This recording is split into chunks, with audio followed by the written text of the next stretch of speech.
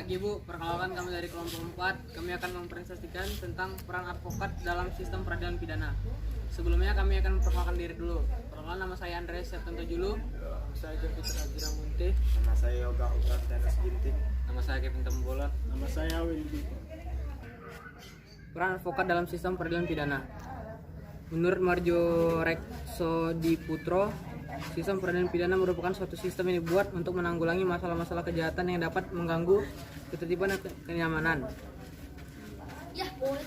Dalam sistem peradilan pidana di Indonesia dikenal ada 4 institusi yang berperan, yaitu kepolisian yang bertindak sebagai lembaga penyelidikan dan penyidikan, kejaksaan yang bertindak sebagai lembaga yang melakukan penuntutan, Mahkamah Agung sebagai lembaga yang membawahi hakim-hakim di lingkungan pengadilan, serta lembaga pemasyarakatan. Hukum acara pidana atau KUHP dikenal sebagai adanya peran seorang penasihat hukum. Hal ini menimbulkan pertanyaan mengenai di mana letak lembaga advokat dalam sistem peradilan pidana di Indonesia. Peran advokat ada pada setiap proses dalam sistem peradilan pidana. Dalam KUHP, peran seorang penasihat hukum telah ada sejak proses penyelidikan sampai dengan proses rehabilitas di lembaga pemasyarakatan. Advokat sebagai seorang penasihat atau sering ditulis sebagai penasihat hukum berperan untuk memastikan bahwa hak-hak seseorang tersangka, terdakwa dan terpidana tidak dilanggar.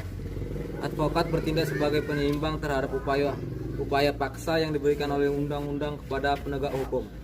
Peran advokat ini menjadi penting.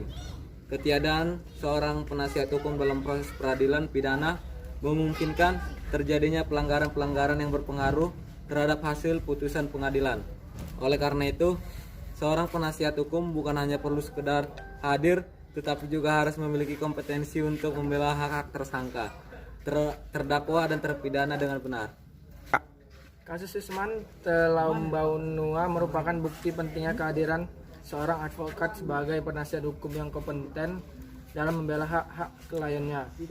Yusman Telambaunua merupakan seorang anak yang berusia 16 tahun yang divonis hukuman mati oleh Pengadilan Negeri Gunung Sitoli karena dinyatakan terbukti bersalah secara bersama-sama melakukan pembunuhan berencana. Selama proses persidangan memang Yusman Telambaunua didampingi oleh penasihat hukum.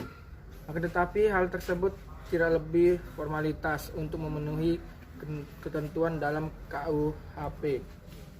Yusman Telambaunua tidak mendapatkan hak-hak dengan baik sehingga tidak terjadi fair trial. Meskipun Yusman Telambaunua seorang warga negara Indonesia, tetapi tidak mengerti bahasa Indonesia dan mampu berbicara dengan bahasa daerahnya.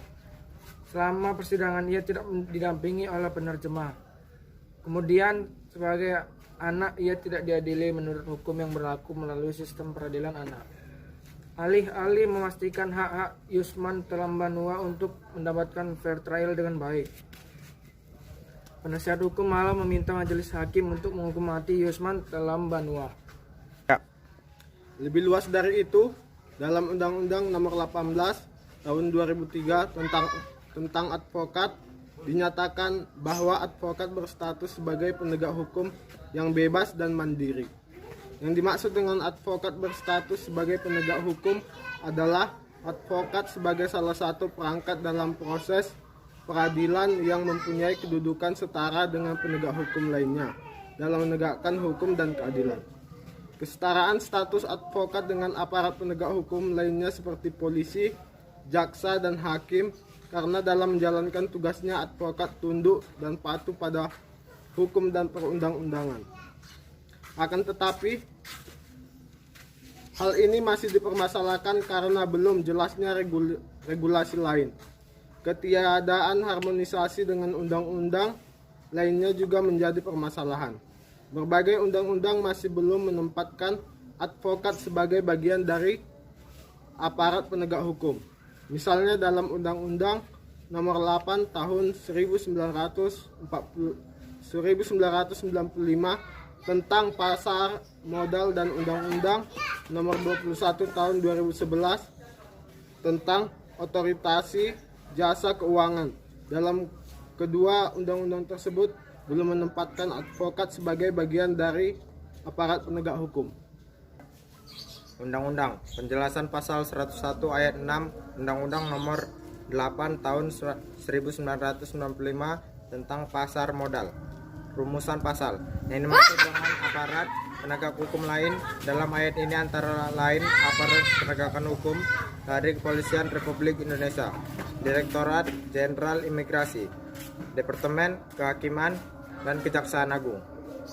2. Penjelasan pasal 49 ayat 2 huruf I Undang-Undang Nomor 21 Tahun 2011 tentang Otoritas Jasa Keuangan.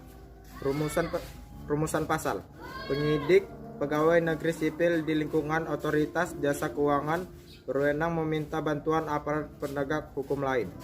Dalam penjelasannya, yang dimaksud dengan penegakan hukum lain antara lain kejaksaan, kepolisian, dan pengadilan. Pada akhirnya, meskipun masih diperdebatkan kedudukan advokat sebagai aparat penegak hukum atau tidak dalam sistem peradilan pidana di Indonesia, peran advokat sangat penting dalam setiap tahap dalam proses peradilan di pidana karena advokat merupakan alat penyeimbang dan merupakan institusi yang menjamin pemenuhi hak-hak tersangka terdakwa yang terpidana untuk sehingga dapat terlaksanakan fair trial. Demikianlah Bu hasil presentasi kami dari kelompok 4 tentang peran advokat dalam sistem peradilan pidana. Lebih kurangnya kami mohon maaf. Terima kasih Bu. Terima kasih Bu.